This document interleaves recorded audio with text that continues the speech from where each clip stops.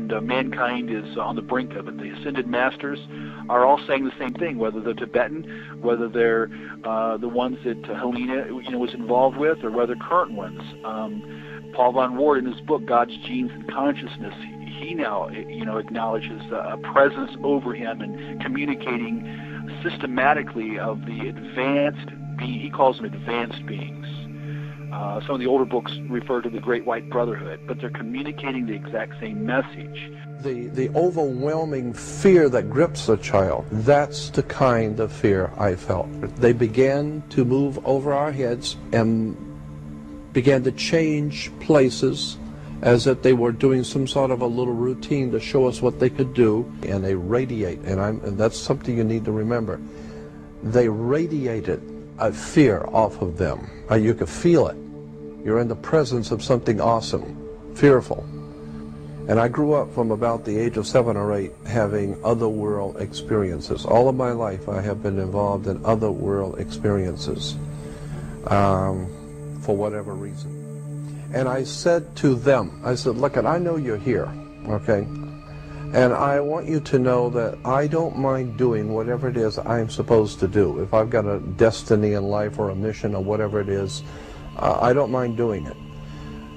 But if it has something to do with you, then I'm going to ask you for 2 favors. Do not abduct me, because I don't want to go anywhere. And don't frighten me in my bedroom. I don't want to wake up and find something in my bedroom I can't handle, okay? So don't mess with me, and don't scare me to death, and I don't want to go anywhere. But if I'm supposed to do something, if there's a divine plan of some sort where I'm supposed to play, then open the doors, show me what I am to do, and leave me alone.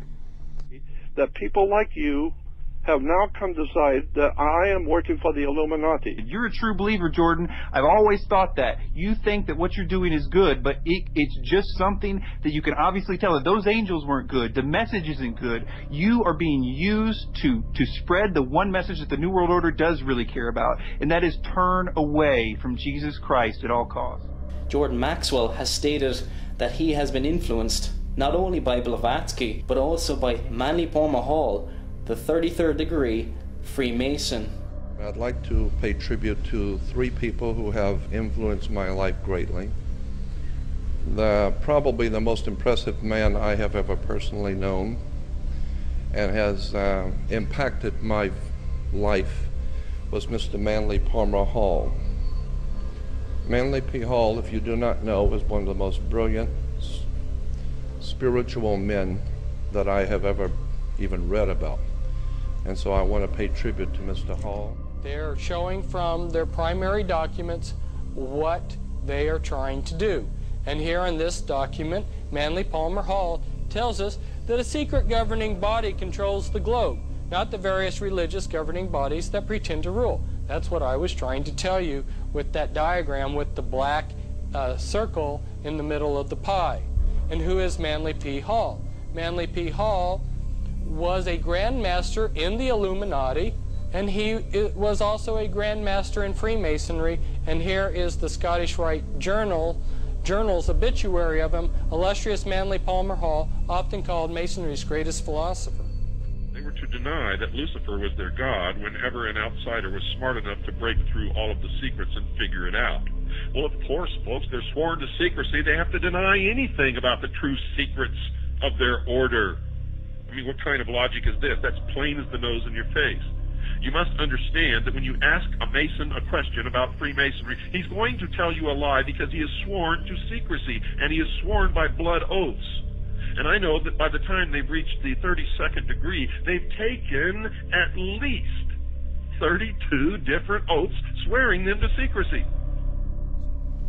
Manly P. Hall, if you do not know, is one of the most brilliant spiritual men that I have ever even read about. And so I want to pay tribute to Mr. Hall. And who is Manly P. Hall? Manly P. Hall was a Grand Master in the Illuminati.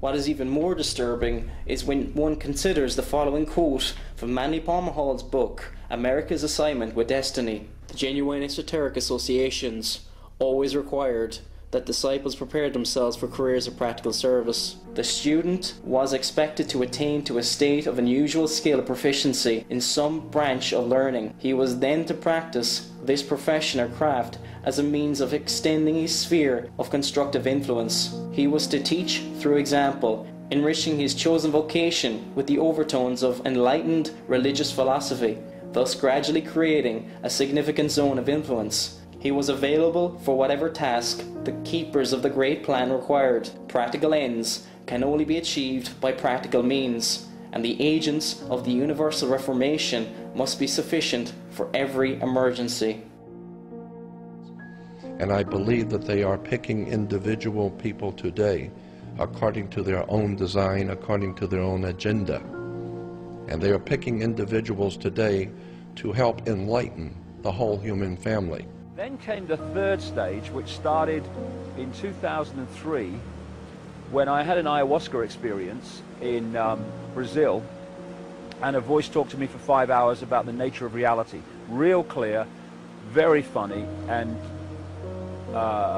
mind-blowing and life-changing.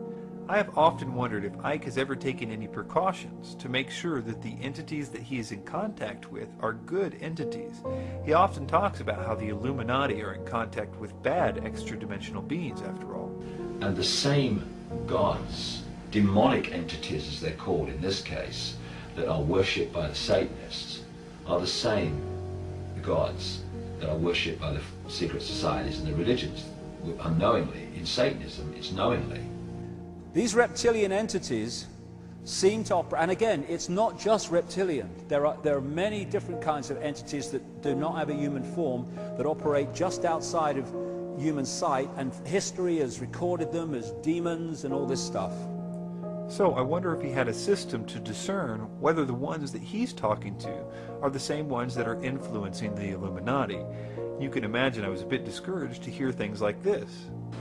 Well, I've been on a long journey of nearly 20 years now, consciously doing this, and some force has been pushing me in different directions through intuition, through urges. I just got to do this, I've just got to go there. As I've gone through this and followed it, and who the force is, and they are, I don't know. I'm not really that interested, funnily enough, because I just go with it, and I'll remember what it's all about when I leave this genetic spacesuit. Now, here is the mystery, considering all that we have learned so far. I think there's a lot of this whole New Age area, you know, of ascended masters and all the Blavatsky stuff and Ashtar Command.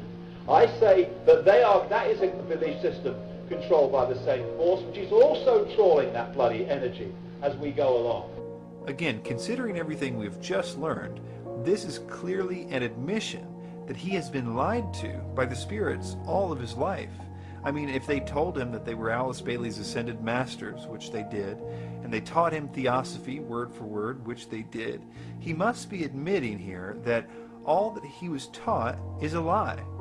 But the problem is that he has never stopped teaching and promoting the beings he talked to or what they told him to teach. He clearly attributes everything he is to them. Among these messages that was given to me in 1990 were, he will say things and wonder where they came from. They will be our words. Sometimes we will put knowledge into his mind. Sometimes he will be led to knowledge. And another one was, a little bit later, arduous seeking is not necessary. Ike never has mentioned the name Alice Bailey in his early books, although in them it's clear that he's teaching her doctrine, things like about the seven rays and the coming evolution, the solar logos, the new age, Atlantis, Lemuria, the age of Aquarius, being destroyed because of bad evolution, the earth spirit, the moon problem, her particular brand of reincarnation, even wearing certain colors. He never once, though, attributes any of it to her. He attributes it all to the spirits that he channeled. He says he got all this information from the spirit world, which I'm willing to believe, and therefore I suppose it's possible that he hasn't made the connection that everything he believes is from Alice Bailey himself yet. He may have never noticed that what the spirits told him was word for word Alice Bailey and or Theosophy. Alice Bailey was a disciple of the Luciferian Theosophist H.P. Blavatsky. She praised Blavatsky in the acknowledgement page of her work, A Treatise on Cosmic Fire, when she stated that the book was, quote, dedicated with gratitude to Helena Petrovna Blavatsky, that great disciple who lighted her in the East and brought the light to Europe and America in 1875, unquote. Alice Bailey never claimed to write any of her 24 books, but rather that the Tibetan spirit guide Shual Kul wrote them. In other words, Bailey was channeling the spirit. Foster Bailey, Alice Ann Bailey's husband, stated in his book, Running God's Plan, that modern esotericism is a new phenomenon in the Western world, pioneered by the Tibetan teacher Shual Kul.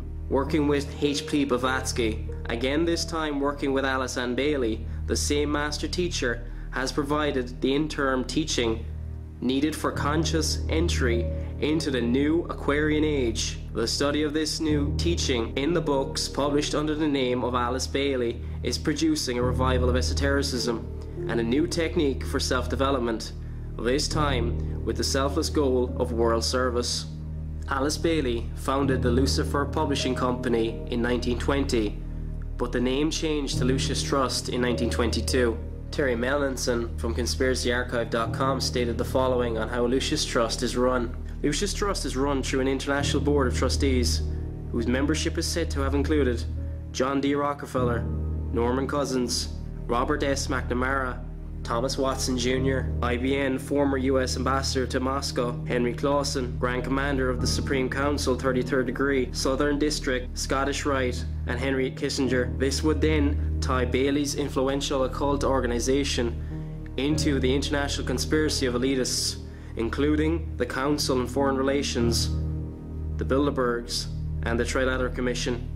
Many of these people are involved in tax-exempt foundations. These foundations have massively altered life in the United States over the last few decades. The following gives an example of how these men and these organizations are trying to alter education in the United States and through many other similar organizations in other countries around the world.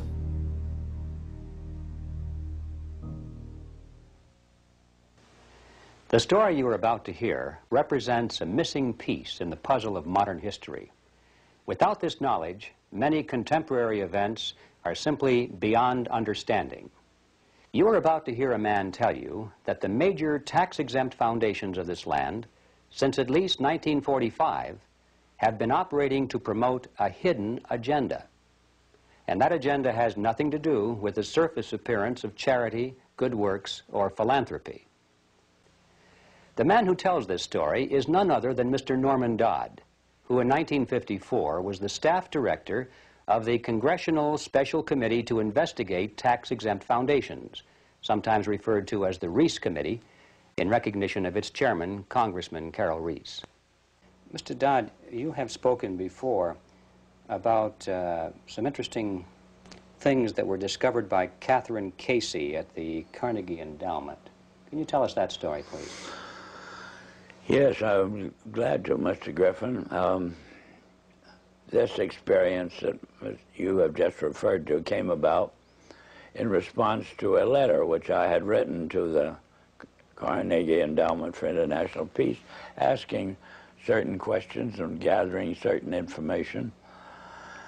And on the arrival of that letter, Dr. Johnson, who was then president of the Carnegie Endowment, telephoned me and said, did I ever come up to New York? And I said, yes, I did, more or less each weekend. And he said, well, when you're next here, will you drop in and see us? Which I did. And again, on arrival at the office of the endowment, I found myself in the presence of Dr. Joseph Johnson, the president, who was a successor to Alger Hiss.